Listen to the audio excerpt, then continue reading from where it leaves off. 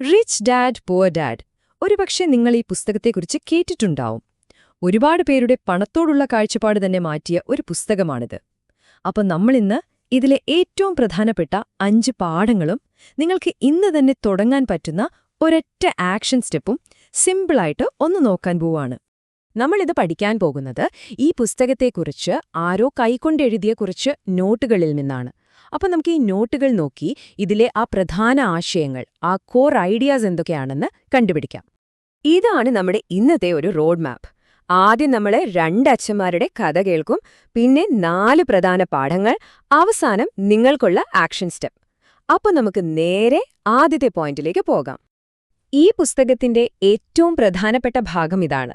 ഇതിന്റെ എഴുത്തുകാരന് 2 അച്ഛന്മാരുണ്ടായിരുന്നു. ഒരാള് സ്വന്തം അച്ഛൻ, മറ്റൊരാൾ അദ്ദേഹത്തിന്റെ ബെസ്റ്റ് ഫ്രണ്ടിന്റെ അച്ഛൻ.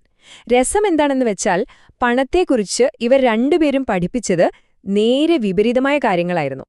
ഈ ഒരു സ്ലൈഡിൽ ആ വലിയ വ്യത്യാസം നിങ്ങൾക്ക് കാണാം. പുവർ ഡാഡ് എപ്പോഴും പറയും, എനിക്കിത് വാങ്ങാൻ കഴിയില്ല, അതോടെ ചിന്ത അവിടെ തീർന്നു, അല്ലേ?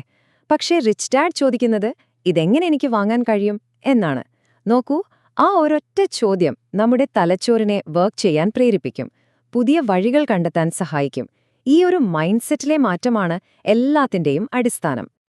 ഓക്കെ, ഒന്നാമത്തെ പാഠം റാറ്റ് റേസ്. നമ്മളിൽ ഒരുപാട് പേർ അറിയാതെ പെട്ടുപോകുന്ന ഒരു കെണിയാണത്. ഇതിൽ നിന്ന് എങ്ങനെ പുറത്തുവരാമെന്ന് നോക്കാം. അപ്പോ എന്താണ് ഈ റാറ്റ് റേസ്? ശരിക്കും പറഞ്ഞാൽ അതൊരു സൈക്കിളാണ്. നമ്മൾ രാവിലെ എഴുന്നേക്കുന്നു, ജോലിക്ക് പോകുന്നു, ശമ്പളം കിട്ടുന്നു. ആ പൈസ കൊണ്ട് ബില്ലുകൾ അടയ്ക്കുന്നു, ചിലവഴിക്കുന്നു, പൈസ തീരുന്നു, വീണ്ടും അടുത്ത ശമ്പളത്തിനായി കാത്തിരിക്കുന്നു. ഈ ഒരു സൈക്കിൾ ഇങ്ങനെ ഓടിക്കൊണ്ടേയിരിക്കുന്നതിനെയാണ് റാറ്റ് റേസ് എന്ന് പറയുന്നത്. ഇതിൽ നിന്ന് പുറത്തു കടക്കണമെങ്കിൽ പണം നമുക്ക് വേണ്ടി ജോലി ചെയ്ത് തുടങ്ങണം. ഈ ഓട്ടത്തിന് പിന്നില് 2 പ്രധാനപ്പെട്ട ഇമോഷൻസാണുള്ളത്. 1 പേടി, 2 ആഗ്രഹം. ബില്ലുകൾ അടയ്ക്കാൻ പറ്റിയില്ലെങ്കിലോ എന്ന പേടി നമ്മളെക്കൊണ്ട് ജോലി ചെയ്യിപ്പിക്കും. ശമ്പളം കിട്ടിക്കഴിയുമ്പോൾ കുറച്ചുകൂടി നല്ല സാധനങ്ങൾ വാങ്ങണമെന്ന ആഗ്രഹം വരും. ഈ പേടിയും ആഗ്രഹവും നമ്മളെ കൺട്രോൾ ചെയ്യുന്നിടത്തോളം കാലം നമ്മൾ ഈ റേസിൽ ഓടിക്കൊണ്ടേയിരിക്കും. ശരി, ഇനി ഈ പുസ്തകത്തിലെ ഏറ്റവും ഫേമസ് ആയ, ഏറ്റവും സിമ്പിളായ ആശയത്തിലേക്ക് വരാം. ശരിക്കും പറഞ്ഞാൽ സമ്പന്നനാകാനുള്ള ഒരേയൊരു നിയമം ഇതാണ്. ഇത് വളരെ ശ്രദ്ധിച്ചു കേൾക്കണം. എന്താണ് ഒരു അസറ്റ്? സിമ്പിൾ. നിങ്ങളുടെ പോക്കറ്റിലേക്ക് പണം കൊണ്ടുവരുന്ന എന്തിനേയും നമുക്ക് അസറ്റ് എന്ന് വിളിക്കാം. അപ്പോ എന്താണ് ലയബിലിറ്റി? നേരെ തിരിച്ചു. നിങ്ങളുടെ പോക്കറ്റിൽ നിന്ന് പണം പുറത്തേക്ക് കൊണ്ടുപോകുന്ന എന്തും ഒരു ലയബിലിറ്റിയാണ്. ഈ ഒരൊറ്റ വ്യത്യാസം മനസ്സിലാക്കിയാൽ തന്നെ പകുതി കാര്യങ്ങൾ ഓക്കെയായി. ഇപ്പൊ നിങ്ങൾക്ക് ആ ഒരു ബൾബ് കത്തുന്ന ഫീൽ കിട്ടും. നോക്കൂ, നിങ്ങൾ താമസിക്കുന്ന നിങ്ങളുടെ സ്വന്തം വീട്, അതൊരു ലയബിലിറ്റിയാണ്. കാരണം അതിന്റെ ലോൺ, ടാക്സ്, മെയിന്റനൻസ് ഇതെല്ലാം നിങ്ങളുടെ പോക്കറ്റിൽ നിന്ന് പണം പുറത്തേക്ക് കൊണ്ടുപോകുന്നു. പക്ഷെ നിങ്ങൾ വാടകയ്ക്ക് കൊടുക്കുന്ന ഒരു വീടാണെങ്കിലോ, അതെല്ലാ മാസവും നിങ്ങളുടെ പോക്കറ്റിലേക്ക് പണം കൊണ്ടുവരുന്നു. അപ്പോൾ അതൊരു ആസെറ്റാണ്. അതുപോലെ തന്നെയാണ് നിങ്ങളുടെ കാറും. ഒരേ സാധനം തന്നെ അസറ്റാണോ ലയബിലിറ്റിയാണോ എന്ന് തീരുമാനിക്കുന്നത് അത് പണം അകത്തേക്ക് കൊണ്ടുവരുന്നോ അതോ പുറത്തേക്ക് കൊണ്ടുപോകുന്നോ എന്നതിനെ മാത്രം ആശ്രയിച്ചാണ്. ഓക്കെ, പാഠം 3. ഇത് നമ്മുടെ ഫോക്കസ് എവിടെയായിരിക്കണം എന്നതിനെക്കുറിച്ചാണ്. മൈൻഡ് യുവർ ബിസിനസ് എന്ന് കേൾക്കുമ്പോൾ സ്വന്തമായൊരു കട തുടങ്ങണമെന്നോ കമ്പനി തുടങ്ങണമെന്നോ അല്ല ഇവിടെ ഉദ്ദേശിക്കുന്നത്. മറിച്ച് നിങ്ങളുടെ ബിസിനസ് നിങ്ങൾ ശ്രദ്ധിക്കുക. എന്താണ് നിങ്ങളുടെ ബിസിനസ്?